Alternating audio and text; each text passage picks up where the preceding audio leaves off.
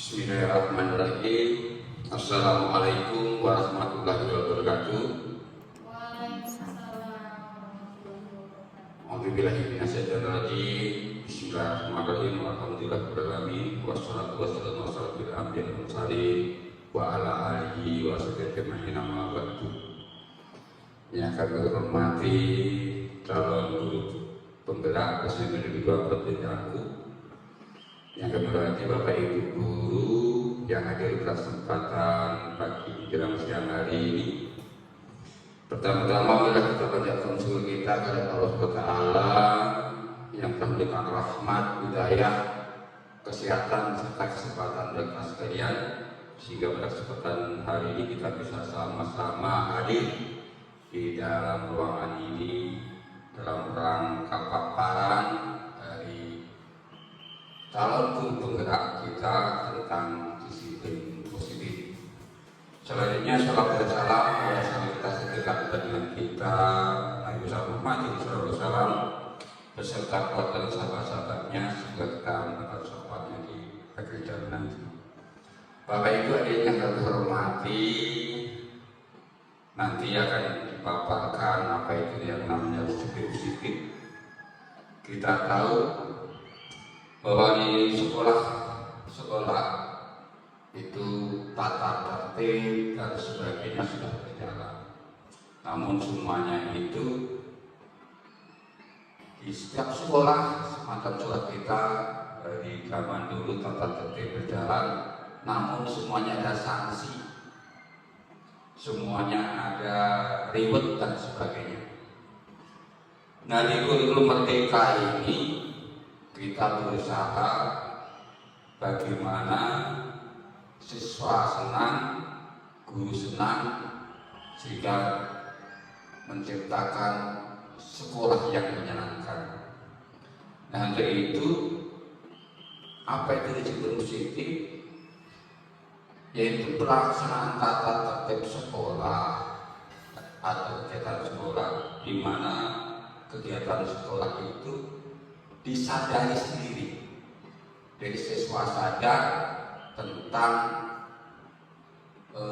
tata tertib sekolah sehingga dia melaksanakan disiplin itu tanpa ada tekanan, tanpa ada hadiah atau sanksi atau ketakutan yang lain. Nah itu. Jadi itulah betapa pentingnya disiplin positif. Kita sudah bersama-sama melaksanakan budaya positif, di mana budaya positif misalnya anak datang senyum, salam, sapa yang sudah kita laksanakan sudah lama. Ini juga merupakan bentuk daripada disiplin positif. Disiplin yang lainnya nanti di kelas masing-masing mungkin diadakan kesepakatan kelas dan sebagainya dan yang lain-lain, sehingga siswa belajar itu nyaman, senang, tidak ada tekanan. Jadi sekolah menjadi sekolah yang nyaman, menjadi rumah kedua bagi anak-anak kita. Nah itu Bapak Ibu. Jadi nanti dari 5 GGP kita ini akan menyampaikan paparan tentang disiplin positif. Tolong didengarkan, kita praktekkan nanti di aksi nyatanya, sehingga sekolah kita ini sudah melaksanakan disiplin positif. Disiplin positif tidak mesti harus di sekolah, nanti di rumah juga kalau terbiasa akan tidak disiplin positif. Mungkin hanya itu, nanti akan lebih jelas akan dibahas bersama dari GGP bisa jadi di 244 atau nanti. Mungkin hanya yang bisa sampaikan, lebih dan kurang saya mohon maaf kepada Allah. Ampun, saya akhiri. Wassalamualaikum warahmatullahi wabarakatuh. Waalaikumsalam warahmatullahi wabarakatuh. Selamat siang Bapak Ibu Guru. Masih semangat? Oke. Untuk lebih semangat lagi, saya akan menyampaikan sebuah pantun. Kalau makan jangan berserakan, jaga dapur biar tak berantakan. Mumpung salam belum saya ucapkan, yang mau ke WC saya persilakan.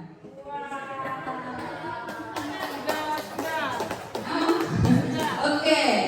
Untuk semangat lagi, kalau kita ibu silakan berdiri dulu untuk explaining. Saya yang memandu explainingnya. Bila saya mengatakan pagi, tepuk tangannya sekali ya. Kalau siang 2 kali. Kalau malam setengah. Ya, mengerti ibu-ibu, bapak-bapak? Ya. Kalau saya ucapkan pagi, masih belum ini. Ya, pagi sekali. Pagi. Siang. Siang-siangnya 2 kali. Malamnya setengah. Oke, saya ulang lagi.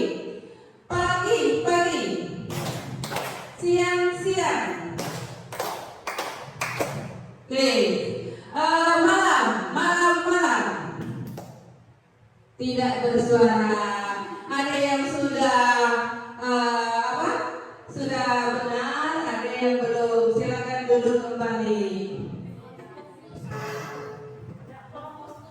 Belum fokus ya, mungkin sudah siang ya, jadi belum fokus. Saya ucapkan Assalamualaikum warahmatullahi wabarakatuh.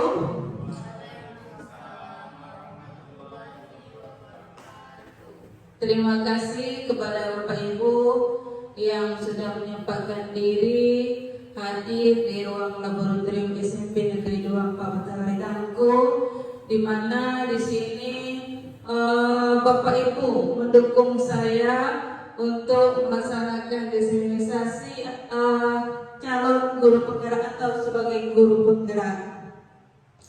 Di sini ribuan terima kasih saya ucapkan karena kalau tidak ada bantuan dari Bapak Ibu maka diseminasi ini tidak akan terlaksana.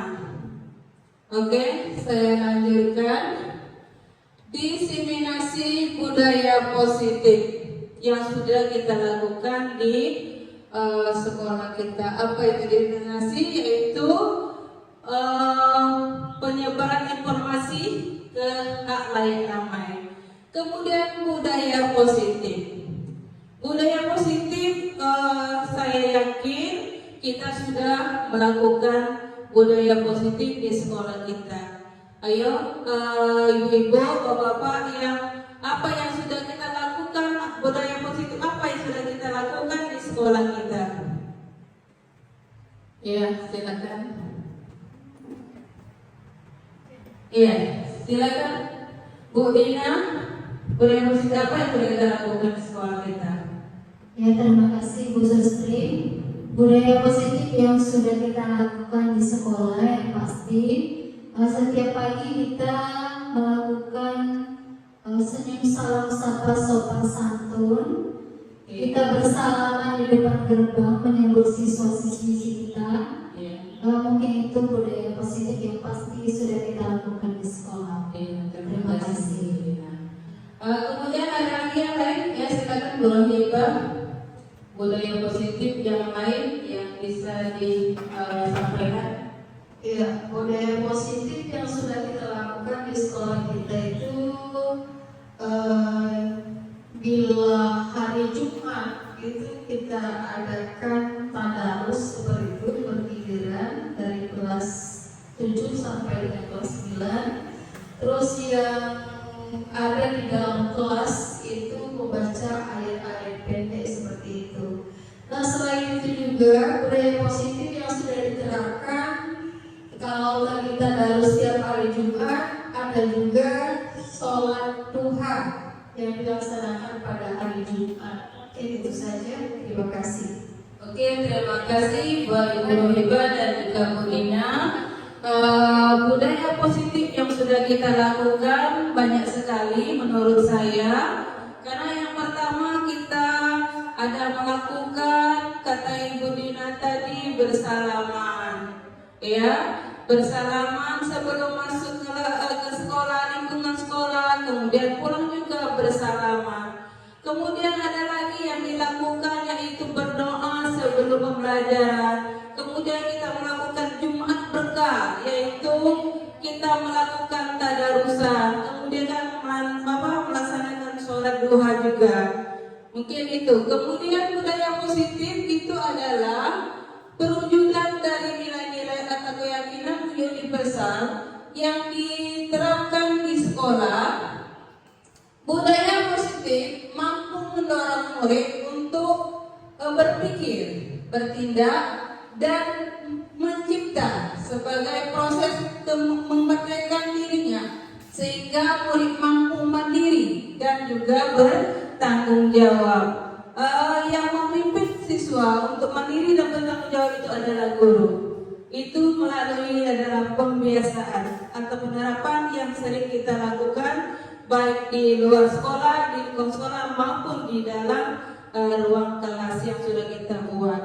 Kemudian konsep inti budaya positif terdiri dari beberapa bagian.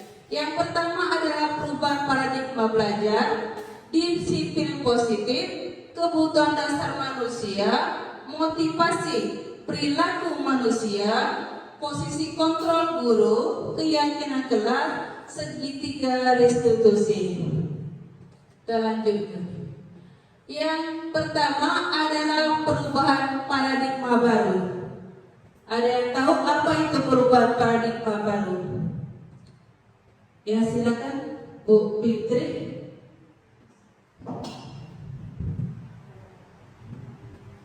Terima kasih Bu Sustri. Saya juga belum begitu paham ya Bu mengenai perubahan paradigma baru. Cuma saya akan mencoba. Perubahan paradigma baru itu adalah perubahan dulu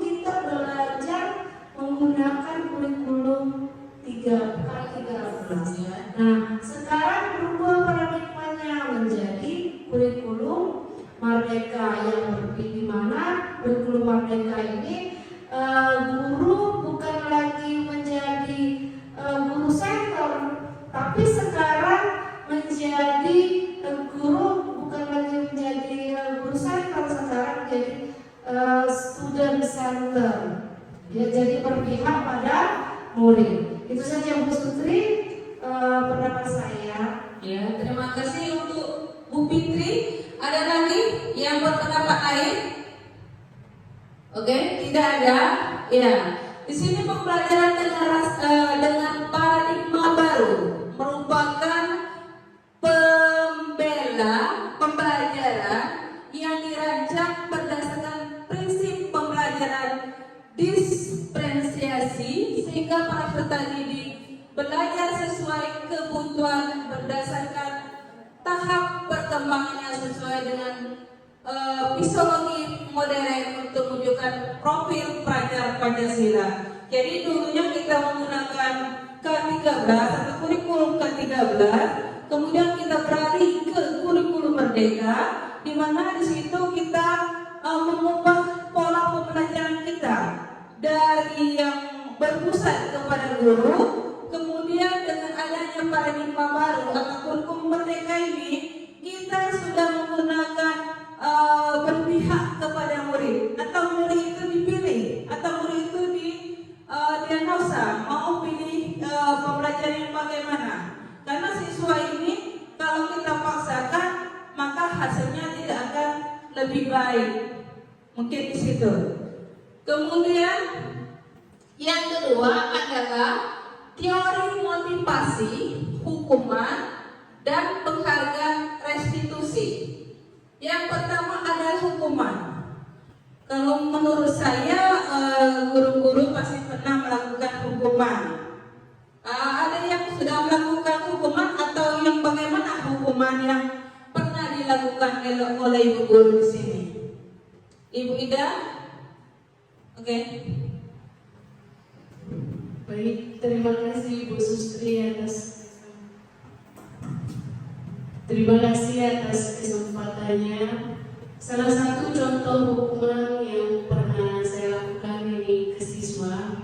Ini misalkan saya menyuruh siswa membuat pekerjaan rumah, terus pada saat saya suruh siswa tersebut mengumpul tugasnya, siswa tersebut tidak mengumpul. Saya langsung menghukum siswa tersebut, yaitu misalkan dengan push up 3 kali seperti itu.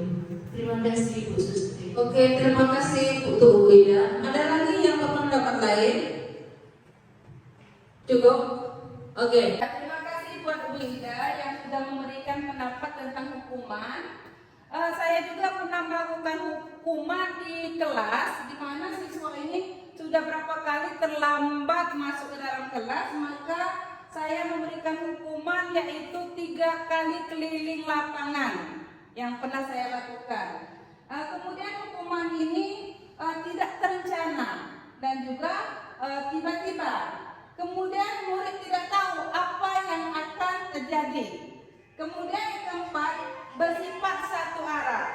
Maksudnya bersifat satu arah, kita tidak mengetahui apa sebab anak itu terlambat. Ya, kita tahunya hanya menghukum anak tersebut. Kemudian berupa hukuman fisik atau psikis. Kalau yang berarti itu namanya fisik, ya. Kalau psikis itu mungkin menyakiti hati anak tersebut mungkin, ya. Kemudian konsekuensi. Ada yang tahu? Konsekuensi? Ayo, Bu Rahifah, apa itu konsekuensi? Ya, silakan Bu Dina.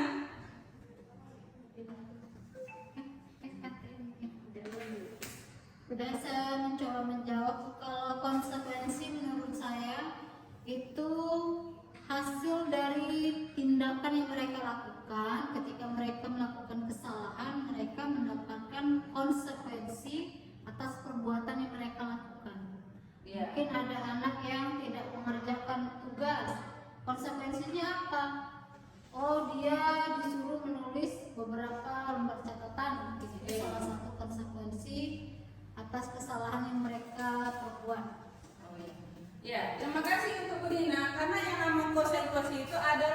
sesuatu yang sudah dibuat kesepakatan atau dibuat di dalam keyakinan kelas, sehingga anak-anak yang sudah melakukan kesalahan pasti akan mendapatkan konsekuensinya. Contohnya itu yang pertama adalah terencana, disepakati sesuai peraturan, kemudian kondisi buat tetap tidak nyaman, yang ketiga sikap guru selalu memonitor murid.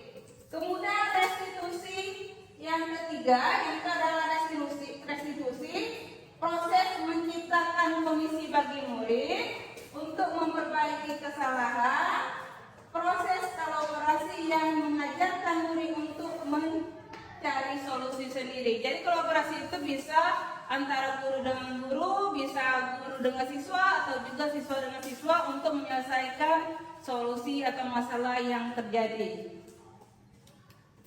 Kemudian yang ketiga adalah keyakinan kelas. Keyakinan kelas yang sudah Bapak Ibu utarakan tadi atau sudah saya jelaskan tadi, keyakinan kelas itu adalah kesepakatan yang sudah kita buat di dalam kelas. Apa itu keyakinan kelas yang harus kita sepakati di dalam kelas? Yaitu merupakan kesepakatan kelas yang diyakini bersama guru, murid, dengan harapan dapat meningkatkan kedisiplinan murid. Kemudian keyakinan kelas merupakan keyakinan universal dibuat dalam bentuk positif dan bersifat abstrak. Keyakinan kelas hendaknya tidak terlalu banyak sehingga mudah diingat dan juga dipahami oleh murid. Semua warga kelas ikut berkonsentrasi dalam pembuatan keyakinan kelas lewat kegiatan mengutarakan pendapat. Jadi bukan hanya guru yang membuat keyakinan kelas, tapi siswa juga disuruh atau diberikan pendapat atau boleh memberikan suatu pendapat. Kemudian kalau di sini ada keyakinan kelas yang bisa saya ambil sedikit, yaitu masalah belajar. Belajar yang bagaimana? Mungkin belajarnya tepat waktu atau belajarnya menyelesaikan tugas tepat waktu atau mengumpulkan tugas juga tepat waktu. Kemudian senang. Ya kita belajar harus senang, jangan ada yang merengut atau ada yang kesal dengan pembelajaran yang diberikan, tapi mereka senyum dengan pembelajaran yang diberikan oleh guru tersebut. Kemudian kebutuhan dasar manusia dan dunia berkualitas. Ada yang tahu apa itu kebutuhan manusia? Ya silakan Bu Levi. Ya, kebutuhan dasar manusia itu yang utama sandang, pangan, papan. Pangan, makanan itu yang utama. Kalau kita tidak makan, sakit kayak itu saja. Oke. Ada yang lain? Ya Bu Putri. Terima kasih Bu Sutri. Ketiga pangan, sandang dan papan itu harus seiring Bu. Ya, Karena benar. tanpa ketiganya cuma makan saja bagaimana pakaiannya. Iya, Gitu ya. Jadi ketiga kebutuhan itu harus terpenuhi, walaupun dengan tidak begitu sepertinya misalnya mewah atau seperti itu. Cuma tapi dalam kehidupan kita sehari-hari itu harus punya sandang, papan dan Pangan, sandang, papan. Ya, oke. Terima kasih Bu Fitri. Kemudian kebutuhan dasar manusia yaitu suatu yang dilakukan untuk mendapatkan apa yang kita inginkan. Seluruh tindakan kita lakukan memiliki tujuan, yaitu semua usaha terbaik yang kita lakukan agar kebutuhan dasar kita bisa terpenuhi dengan baik, yaitu dengan cara bekerja atau mungkin dengan cara menabung untuk memberi sesuatu yang kita inginkan. Kemudian disiplin positif dan nilai-nilai kebijakan universal. Kebajikan universal. Disiplin positif mungkin sudah ada sama seperti mungkin mungkin budaya positif yang sudah kita terapkan, yaitu pembiasaan-pembiasaan yang baik, yang positif. Contohnya tadi berdoa sebelum belajar, mengakhiri pembelajaran juga dengan menutup doa. Kemudian juga ada melaksanakan tadarus setiap Jumat. Mungkin banyak lagi yang lain, yaitu pembiasaan-pembiasaan hal yang baik, mencakup sikap atau perilaku maupun tutur kata oleh seluruh warga di sekolah, terutama bagi murid agar dapat berkembang menjadi pribadi yang bernalar kritis, mandiri dan juga bertanggung jawab. Ya, bertanggung jawab itu artinya menyelesaikan tugas dengan tepat waktu. Mandiri itu artinya mungkin siswa tersebut mencari materi dengan sendiri tanpa disuruh, ya, tanpa dipaksa. Anak itu akhirnya bisa mengerjakan tugas tanpa adanya paksaan dari guru.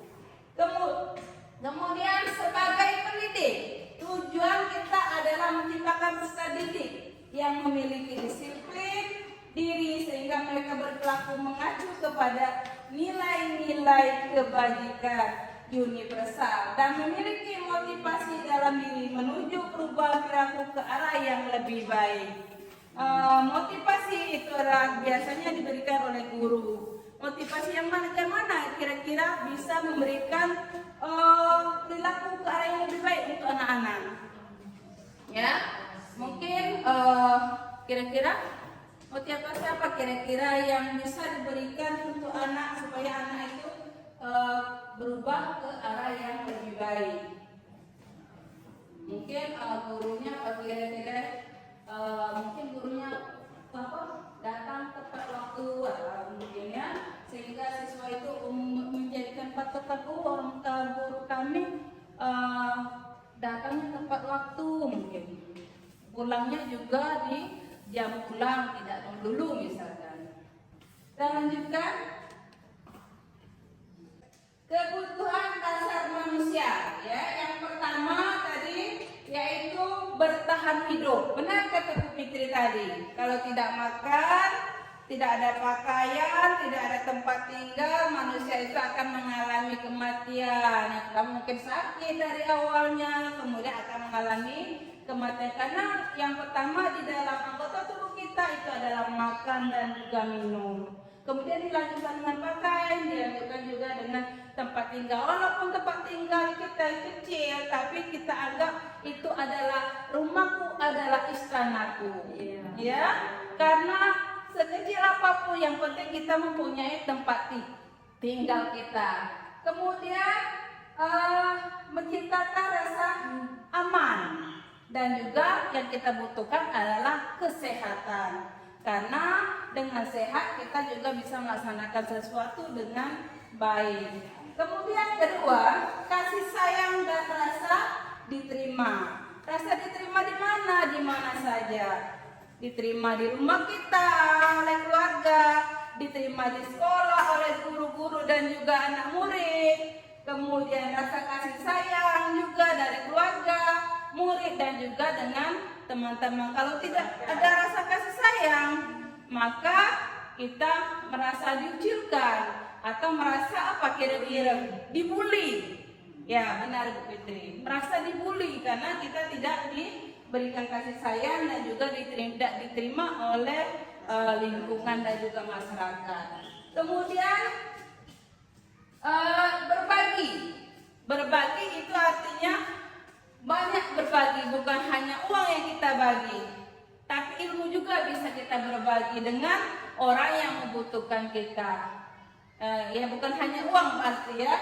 Kemudian kerjasama kalau kita di sekolah mungkin kerjasama dengan sesama guru, sesama kepala sekolah dan juga dengan murid-murid kita. Kemudian yang ketiga, penguasaan harga diri, keinginan untuk dianggap memimpin, berprestasi, diakui dan didengar. Ya. Kemudian yang keempat yaitu kebebasan. Kebebasan yaitu mandiri, memiliki pilihan, mencoba hal baru dan mampu mengendalikan arah dirinya. Kemudian yang kelima yaitu kesenangan. Siapa yang tidak mau kesenangan, pasti semua ingin memiliki kesenangan. Yaitu yang pertama adalah bermain. Ya, bermain itu kalau kita sudah dewasa ini bermain apa kira-kira yang menyenangkan?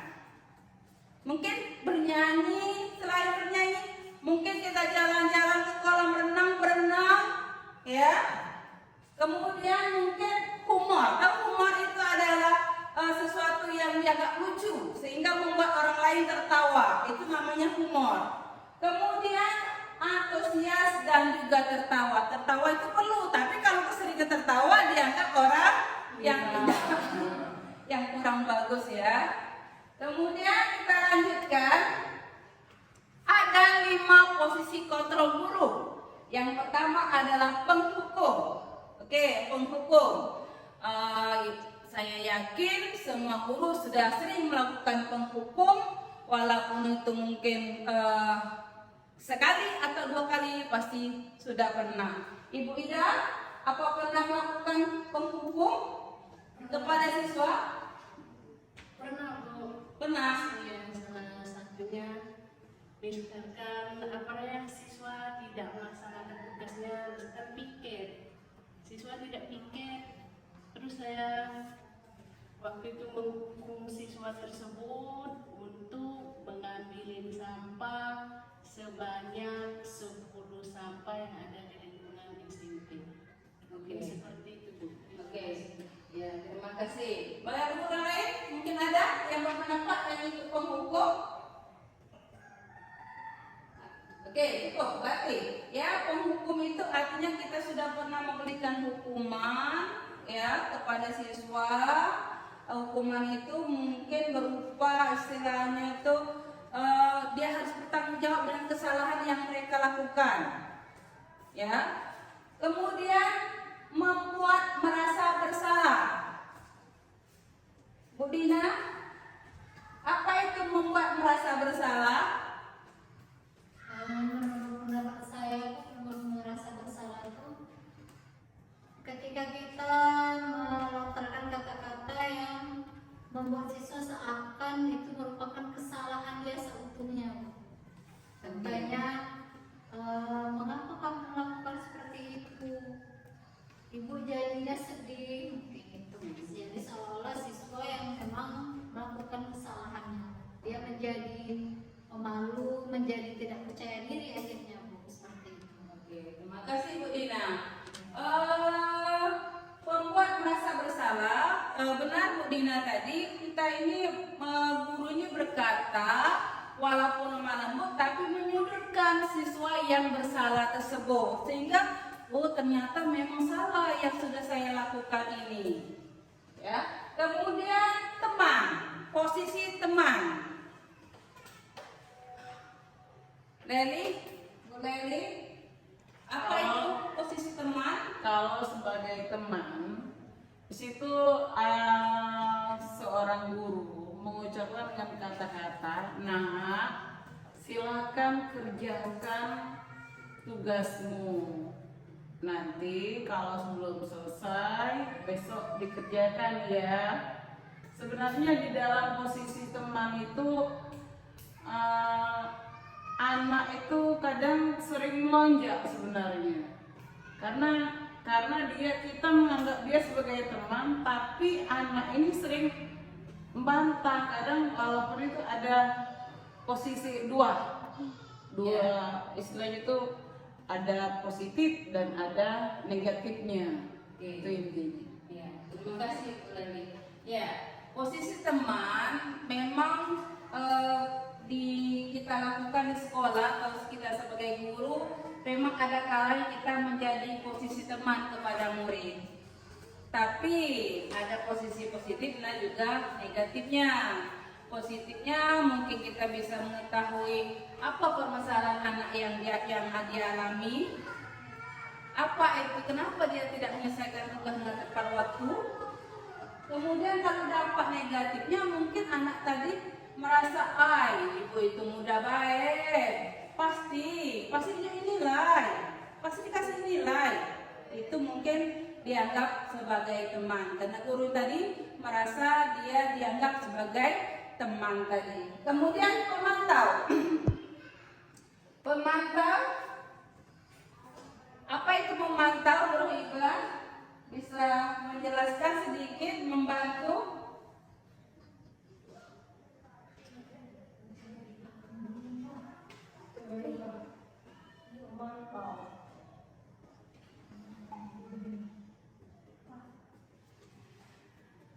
Oke, pemantau. Pemantau itu mungkin kita lakukan sebagai guru, yaitu memantau siswa. Mungkin di dalam kegiatan pembersihan, mungkin ya. Di dalam kegiatan pembersihan pagi-pagi, anak ini kalau tidak dipantau atau dikoordinir, mungkin anak-anak ini kurang. Ya, jadi kita guru mungkin ada kalanya kita memantau, bekerja enggak dia? Ya, saya tambahkan. Ya, oke. Di dalam memantau, jadi intinya kita selaku guru, kalau cuma memerintah anak itu tidak bakal dikerjakan. Tapi kita selaku guru, kita harus tetap memperhatikan anak, bahkan ikut bekerja. Misalnya di dalam pembersihan, kita jangan cuma, ayo nak, begawe. Nah, intinya kita juga ikut bekerja. Itu saja, saya tambah. Oke, terima kasih Bu Leli atas tambahannya. Benar ya, pemantau itu artinya kita juga memberikan contoh kepada anak murid kita atau siswa kita bahwa begini caranya pembersihan. Begininya caranya membuang sampah kepada tempatnya.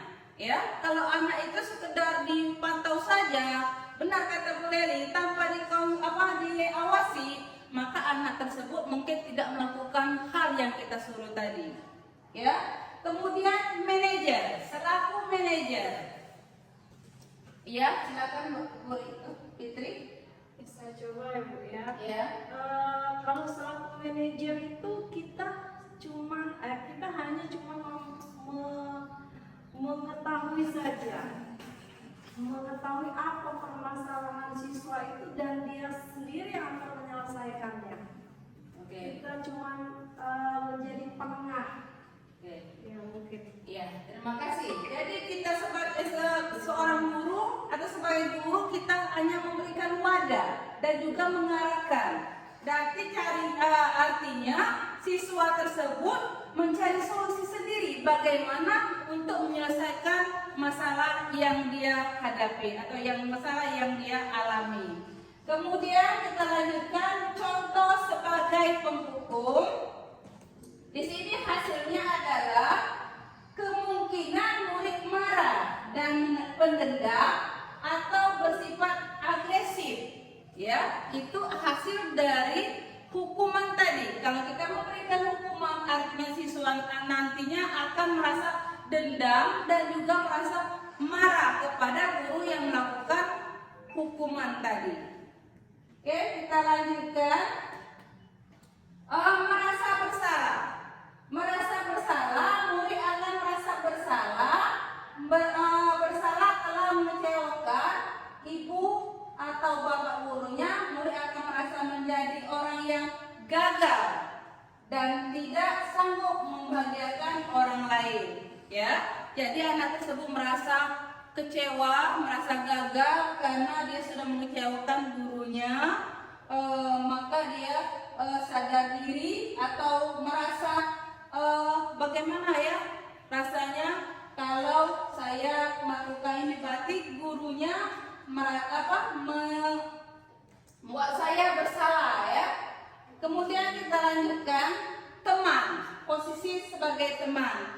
Jadi mungkin murid ini ada yang pengen kita ini menjadi posisi teman, karena dengan posisi teman mungkin dia tadi bisa membicarakan hal-hal yang dia hadapi sekarang sehingga tidak menyelesaikan tugas tepat waktu. Mungkin bisa berbicara lagi, mungkin ada unek-unek yang bisa dikeluarkannya sehingga dia menganggap mungkin teman itu, guru itu perlu dianggap teman. Tapi tadi kita guru juga harus mempunyai batasan-batasan sebagai guru. Boleh jadi teman, tapi jangan sampai anak itu merasa menunjang dengan guru yang dianggapnya tadi sebagai teman. Ada positif, ada negatif. Iya, ada positif dan juga ada negatifnya teman tadi. Jadi positifnya mungkin tadi kita bisa mengetahui apa penyebab dia tidak membuat tugas. Negatifnya tadi mungkin siswanya akan merasa melunjak tadi. Ya, ibu-ibu, bapak-bapak, di sini ada soal yang harus ditebak atau dijawab oleh bapak ibu guru. Saya kecewa sekali dengan kamu. Apa itu jawabannya? Posisi kontrol apa seperti itu ya? Ya, posisi kontrol apa? Saya kecewa sekali dengan kamu. Ya, silakan Bu Iba. Saya kecewa sekali dengan kamu ya. Ya. Posisi guru pembuat merasa bersalah. Oke, benar. Posisi guru pembuat merasa bersalah, ya. Kemudian lanjut lagi soal yang kedua. Kamu tidak pernah benar melakukannya. Sekarang keliling lapangan sebanyak 3 kali. Apa itu jawabannya? Ya, Bu Leli? Ya, itu penghukum. Penghukum. Ya. Oke, kita lihat benar atau salah. Penghukum. Oke, benar. Ya. Jawaban tadi adalah penghukum. Kemudian kita lanjutkan soal yang berikutnya. Masih ada ya? Kira-kira bagaimana kamu akan memperbaiki masalah ini? Apa itu jawabannya? Ya, silakan. Pak Giri. Itu kira-kira Bagaimana kamu akan memperbaiki manajer. manajer? Oke, kita lihat benar atau salah jawaban Pak Giri. Manajer. Benar. Ya, benar Giri, jawabannya manajer. Kita lanjut soal yang selanjutnya. Posisi kontrol apakah aku? Ayolah, lakukan demi Bapak Ibu. Ayo, apa jawabannya? Ya, Bu Dena. Sebagai teman. Kita lihat jawabannya. 1, 2, 3. Oke, benar. Sebagai teman. Kita lanjutkan soal berikutnya. Posisi kontrol apakah aku? Kamu terlambat 15 menit. Apakah kamu sudah mengerti konsentrasi apa yang dilakukan bila terlambat? Ya, Bu Dina, apa jawabannya? Sepertinya sebagai pemantauku. Sebagai pemantau, ayo kita lihat bersama. 1, 2, 3. Oke, benar, pemantau. Sampai situ itu tebak-tebakannya. Kita lanjut ke materi selanjutnya. Lanjut yang keenam, segitiga restitusi. Yang pertama adalah menstabilkan identitas, validasi tindakan yang salah, keyakinan, membuat keyakinan.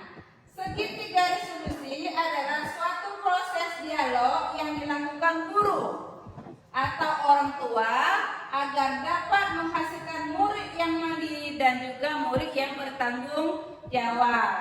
Kemudian segitiga restitusi membantu murid memiliki tujuan, disiplin positif, dan memperbaiki dirinya setelah membuat atau melakukan perbuatan salah.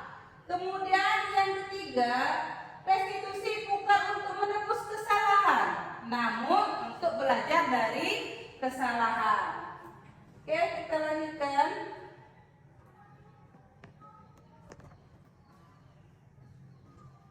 Yang selanjutnya adalah menstabilkan identitas. Ini ada kalimat, ada beberapa kalimat yang di dalam menstabilkan identitas. Yang pertama adalah berbuat salah itu manusiawi. Tidak ada manusia itu yang sempurna. Bapak Ibu juga pernah melakukan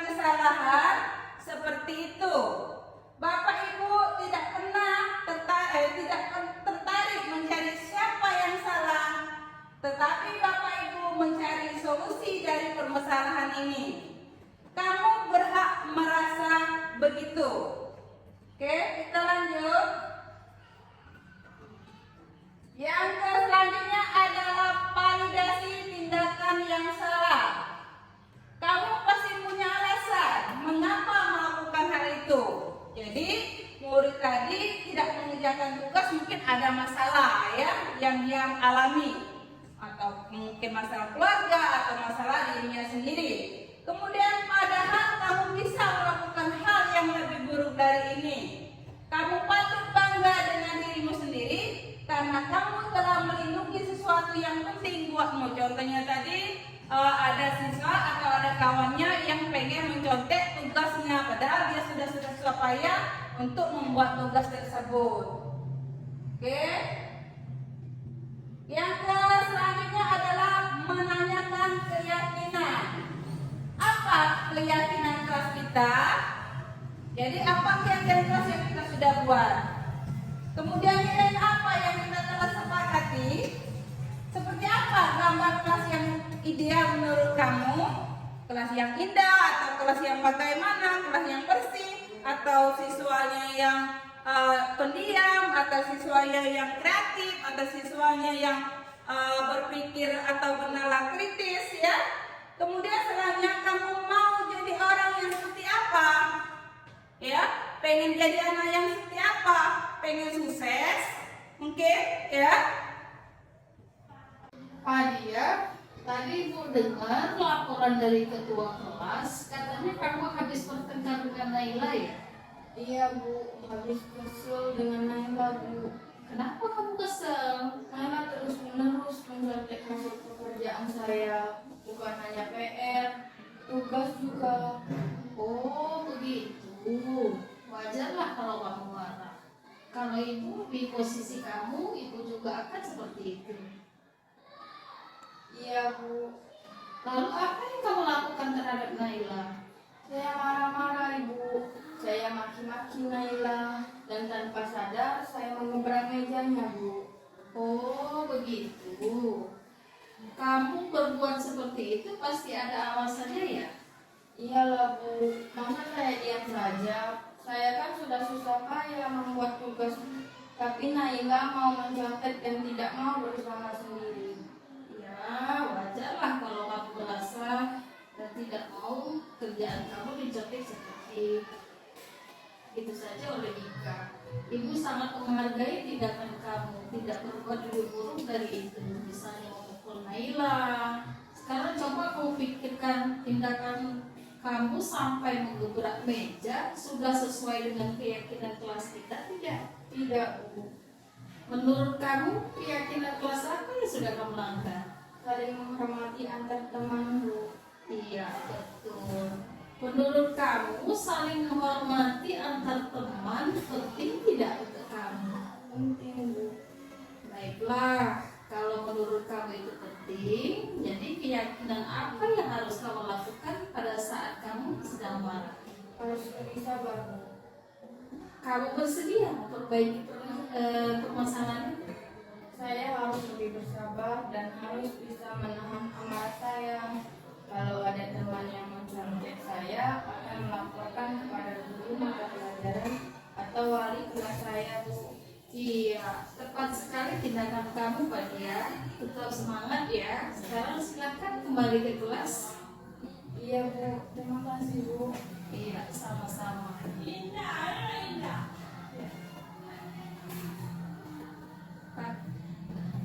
Oke, terima kasih Bapak Ibu yang sudah berkesempatan hadir dalam menghadiri diseminasi tugas saya hari ini.